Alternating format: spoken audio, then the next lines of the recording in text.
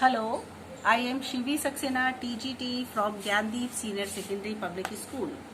Students, हम अपने Mughal empire chapter को आज एंड करेंगे, उसकी एक्सप्लेनेशन को। आपने इस चैप्टर में बहुत कुछ देखा था। नूरजहां के इन्फ्लुएंस को जहांगीर की कोर्ट में ये भी आप देख चुके थे, क्या था, किस तरह से था। एक क्लोजर लुक देखा था आपने अकबर की पॉलिसीज को लेकर के, किस तरीके से उसकी पॉलिसी थी, कैसे एडमिनिस्ट्रेशन वो चलाया करता था। ये भी आपने इस चैप्टर में वन बाय वन इसमें आपने बहुत कुछ देखा था, समझा था कि एडमिनिस्ट्रेशन वो किस तरीके से चलाते थे अपना, और उनकी क्या पॉलिसीज रहती थी। ये आपने इसमें बहुत अच्छे से बखूबी समझा था। रेस्पॉन्सिबिलिटीज देखी थी आपने बख्शी की, सद्र की, फौजदार्स की, कोतवाल्स की, आपने सबकी रेस्पॉन्सिबिलिटीज एडमिनिस्ट्रेशन के अंदर क्या होती हैं ये आप वन बाय वन समझ चुके थे। और इसके अलावा आपने ये देखा था कि किस तरीके से जो नोबल्स थे कमांड करने लगे थे, लार्ज आर्मीज अपनी उन्होंने तैयार कर ली थी। अपना रेवेन्यू जो था वो खुद के पास रखते थे अमाउंट, और कुछ एम्परर के पास पहुंचाया जाता था उनकी तरफ से। ये सारी चीजें आप समझ रहे थे। और फिर हमने देखा था कि इसमें लास्ट में आकर के जब अकबर थे, अकबर की जो एम्पायर था उसमें बहुत सारे डिस्टरबेंसेस आने लगे। जैसे कि जो नोबल पर्सन्स हुआ करते थे या फिर जो सूबेदार्स होते थे, दीवान्स होते थे, जिन लोगों को कि एडमिनिस्ट्रेशन संभालने के लिए लोगों को रखा गया था, मानसबदार सूबेदार्स को, जब उन्होंने देखा कि अकबर की जो एम्पायर है वो थोड़ा सा वीक पड़ने लगा है, जब एंड आने लगा था 17th सेंचुरी का स्टार्टिंग होने लगा था, 17th सेंचुरी के आते आते जब वो एम्पायर जो था वो वीक पड़ने लगा, तो उन्होंने उसका फायदा उठाया नोबल्स ने, और उन्होंने अपनी खुद की आर्मीज तैयार करना शुरू कर दी, और उन्होंने रेवेन्यू खुद अपने पास रखना शुरू कर दिया, जो कि वो लोगों से लिया करते थे। ठीक है, फिर अब हम जब आगे आते हैं तो हमने इसमें ये देखा था कि this loyalties to the empire were weakened by their own self interest. क्या होने लगा था कि जो लॉयल्टी थी जो एम्पायर की, है ना, अभी तक आप देख रहे हो कितनी बखूबी से इसकी अब एम्पायर की शानो शौकत बढ़ रही थी।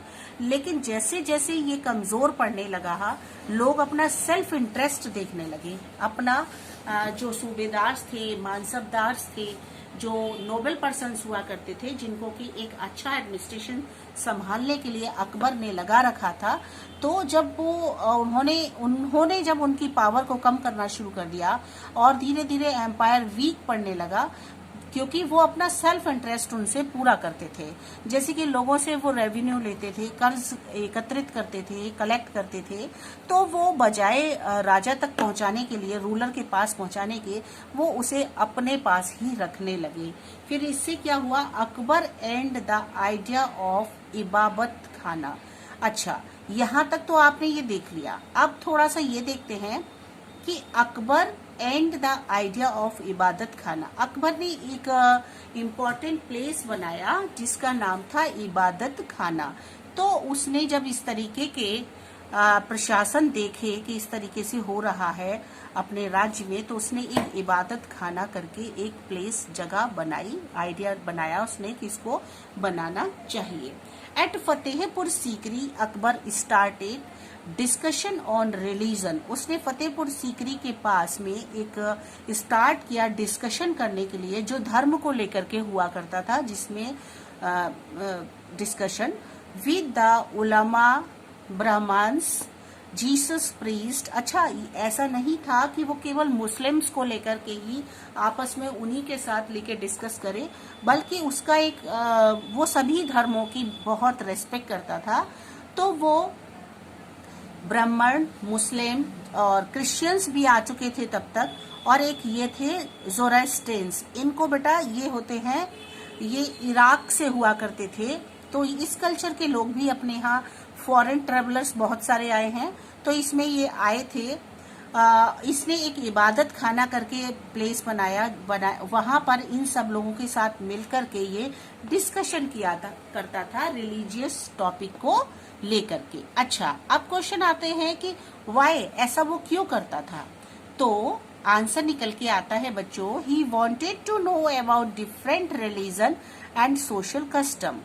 वो क्या चाहता था, अकबर की इच्छा थी, वो ये जानना चाहता था कि जो अलग अलग रिलीजन हैं, जो धर्म हैं, वो क्या हैं, उसमें क्या कुछ है, वो उसको समझना चाहता था। और सोशल कस्टम्स, जो सामाजिक जो प्रथाएं हैं, कस्टम्स हैं, उनको वो जानना चाहता था कि वो सब क्या है। तो उसने क्या किया, क्या सीखा। जब उसने ये सब चीजें उसने देखी तो क्वेश्चन आता है, इतना सब देखने के बाद उसको क्या मिला। तो Akbar's interaction with people of different faiths, Akbar का जो इंटरेक्शन था, अकबर का जो आपस में बात करना था लोगों से, अदर कस्टम्स के लोगों, अदर रिलीजन के लोगों से, उनसे डिफरेंट फेथ के बारे में, मेड हिम रियलाइज, उसको ऐसा करने के बाद ये रियलाइज हुआ that religions scholars who emphasised rituals, जो रिलीजियस स्कॉलर्स होते हैं, मतलब जो धार्मिक लोग होते हैं, फॉर एग्जाम्पल जो पुजारी होते हैं या जो रिलीजियस लोग होते हैं, तो वो क्या करते हैं, जो रिचुअल्स होते हैं, रिचुअल्स का मतलब होता है जो पहले से जो प्रथाएं चली आ रही हैं, या एक और नया शब्द है बेटा डॉगमा। डॉगमा का मतलब होता है रूढ़िवादी, ठीक है। तो जो रूढ़िवादिताएं होती हैं कि मतलब आपको इस दिन ये काम करना है, इस दिन आप ये नहीं कर सकते, इस तरीके से लोग बहुत सारी प्रथाएं बना लेते हैं, या ऐसा करना अच्छा है, ऐसा करना अच्छा नहीं है, बहुत सारी बातें होती हैं। तो जो कट्टरपंथी लोग हुआ करते थे, ऐसा ही करना है, ये सब चीजें उसने सीखा कि ये उसको नहीं अच्छा लगा। फॉर एग्जाम्पल मंदिरों में जाना, मंदिरों की सेवा करना, उनके लिए ब्राह्मणों को नियुक्त किया जाता था, अदर कास्ट के लोगों को नहीं जाने दिया जाता था। तो जो ये रूढ़िवादिताएं थी, कट्टरपंथी पंथ था, जो ये चीजें उसको बिल्कुल नहीं अच्छी लगती थी, उसने ऐसा देखा। कंक्लूजन निकल के ये आया कि उसको ये सब कुछ पसंद नहीं आया। अब देखिए, एक आपका ये टॉपिक है the Mughal empire in the 17th century and after. अब देखिए, इस चैप्टर का ये लास्ट टॉपिक है बच्चों, यहाँ तक हमने सब कुछ पढ़ लिया है। ये लास्ट टॉपिक है, मुगल एम्पायर 17th सेंचुरी में कैसा रहा और उसके बाद क्या हुआ। Administration and military efficiency property, ठीक है। जो एडमिनिस्ट्रेशन था और जो मिलिट्री एफिशिएंसीज थी, ये जो थी, ये एक रूप में लगातार काम करती रही, लेकिन एडमिनिस्ट्रेशन में बहुत सारे चेंजेस आ गए, बदलाव आना शुरू हो गए। रियलिटी क्या थी इसकी, ऐसा क्यों हुआ था, तो कारण उसका हम जानेंगे। Number 1, international travellers described it. जो इंटरनेशनल ट्रेवलर्स थे, अब आप पूछोगे इंटरनेशनल, अंतर्राष्ट्रीय तो उस वक्त नहीं था, लेकिन जो हमारे बहुत से इलाके ऐसे थे जो जहां से फॉरेन ट्रेवलर्स आया करते थे, उनकी बात हो रही है कि जो इंटरनेशनल ट्रेवलर्स थे, उन्होंने डिस्क्राइब किया कि यहाँ की अपनी जो अपने यहाँ आते थे, वो अपने यहाँ की शानो शौकत को देखते थे, अपनी जो लैंड ऑफ वेल्थ थी फेबल्ड की, ये उनको बहुत अच्छी लगी। जो फॉरेन कंट्रीज से जो लोग आए, उन्होंने देखा, रियलिटी उन्होंने बताई कि ये बहुत ज्यादा उनको प्रभावित करती थी। यहाँ की जो वेल्थ थी अपने यहाँ की, इंडिया की, वो उनको बहुत पसंद आई। But these same visitors were also appealed. यहाँ पर कुछ ऐसे और विजिटर्स भी आए जिनको कि उन्होंने देखा at the state of poverty, अपने यहाँ बहुत गरीबी भी उन्होंने देखी, that existed side by side, जो कि बिल्कुल जहाँ पर कि करोड़ों वाला पैसे वाला आदमी खड़ा है, उसी के बिल्कुल बराबर से बिल्कुल गरीब इंसान भी हमारे यहाँ खड़ा उसको दिखाई दिया। विद द ग्रेटेस्ट ऑपुलेंस मतलब समृद्धि, बहुत समृद्धि है, बहुत शान शौकत है, इंसान के पास इतना पैसा है।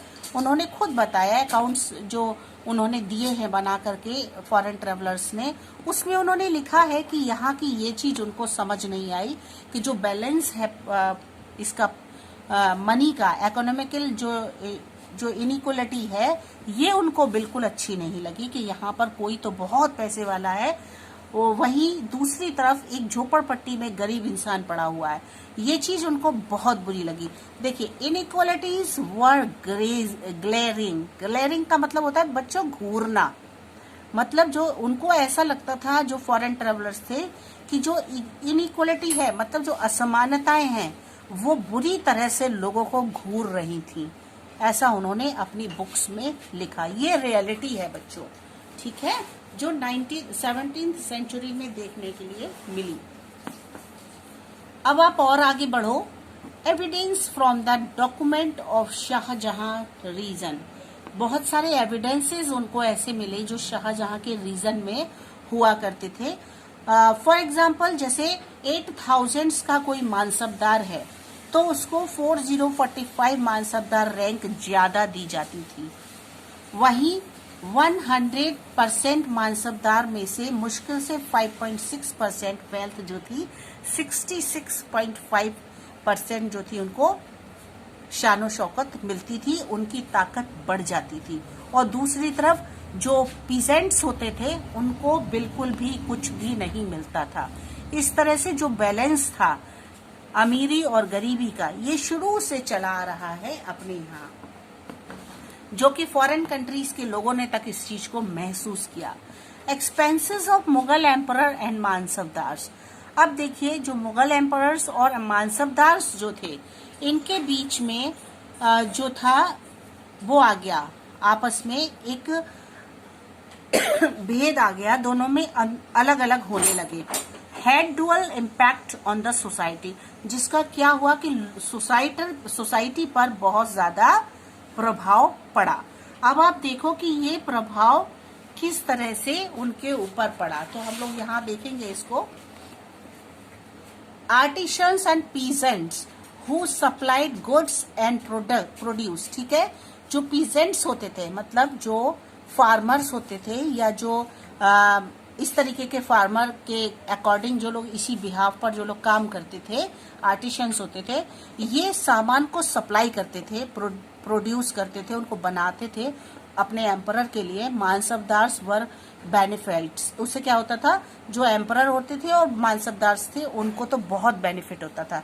एक साइड में पोजीशन ये थी, दूसरी साइड में but the scale of revenue collection left very little for investment, लेकिन उनको जो रेवेन्यू के बाद में जो कलेक्शन होता था, उसमें से जो मनी होता था, वो इन्वेस्टमेंट, वो उनको बहुत ही थोड़े रूप में उनको मिलता था in the hands of the peasant and the artisans. जो पीजेंट्स और आर्टिशंस के हाथ में जो पैसा आता था बहुत थोड़ा आता था, जबकि वो पूरा गुड्स को सप्लाई करते थे, प्रोड्यूस करते थे, फिर भी उनके हाथ कुछ भी नहीं लगता था।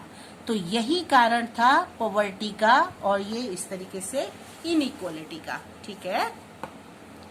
अब और आगे बढ़ो तो आप इस चैप्टर में देखोगे, the poorest amongst them lived in hardship. आप देखो कि जो पुअरेस्ट है, बहुत गरीबी से भी ज्यादा गरीब इंसान है, वो बड़ी कठिनाई के साथ अपना जीवन गुजार रहा है।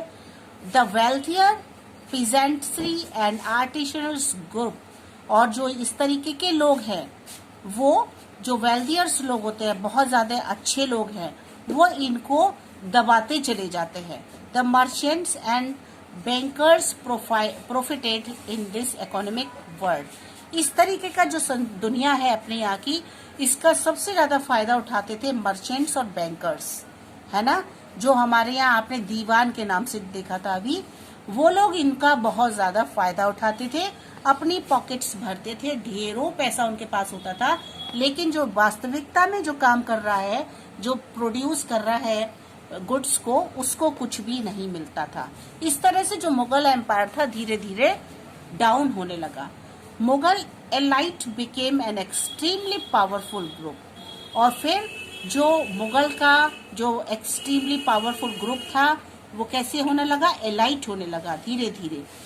As the authority of the Mughal emperor slowly decline, जो अथॉरिटी थी, जो पावर थी मुगल एम्परर की, वो धीरे धीरे धीरे धीरे बिल्कुल डाउन होने लगी।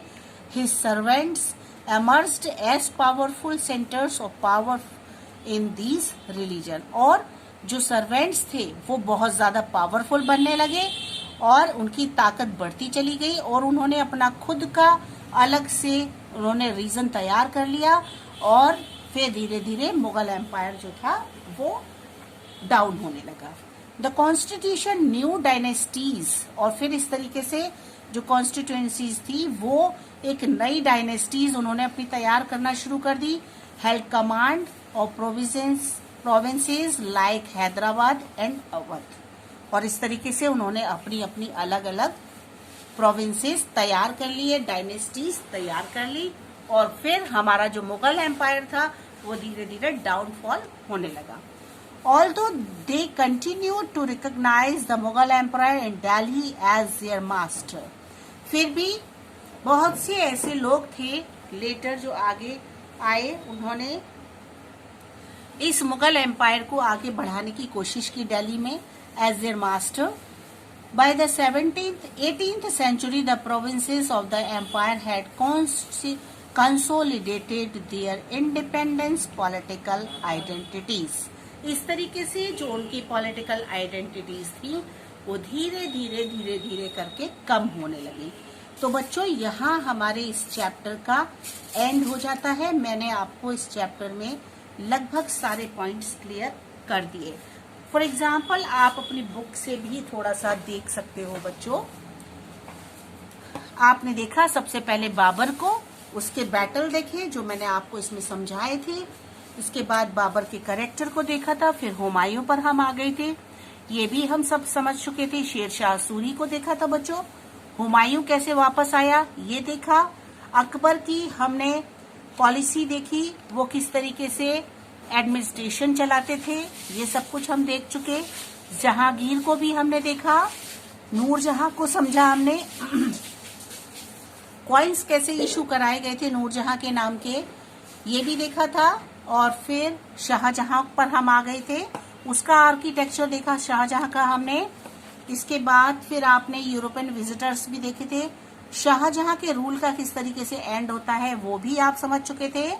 फिर आप औरंगजेब के पास आए थे, औरंगजेब का आपने रिलीजन देखा था कि एडमिनिस्ट्रेशन देखा था कि वो क्या करते थे, किस तरीके से वो आगे चला, सब कुछ।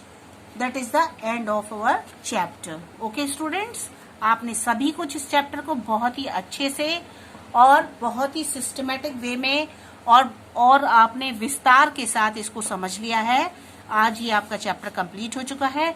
मैं आप जो बच्चों मुझसे पर्सनल मेरे नोट्स चाहते थे, आपने बोला था कि मैम मुझे आप हम लोगों को आपने जो खुद के नोट्स बनाए हैं, फॉर एग्जाम्पल दिस, ये आपको मुझसे चाहिए है। आप लोग बोल रहे थे कि मैम हमें दे दीजिएगा पीडीएफ बना के, तो मैं ये आप लोगों को बहुत जल्दी पीडीएफ बना के डाल दूंगी, और आप नोट करना चाहते हो तो आप नोट कर लीजिएगा। ओके स्टूडेंट्स, हेल्दी रहिए, सेफ रहिए, लर्न करते रहिए, अपनी तैयारी रखिए अपने एग्जाम के लिए। ओके बच्चों, बाय बाय।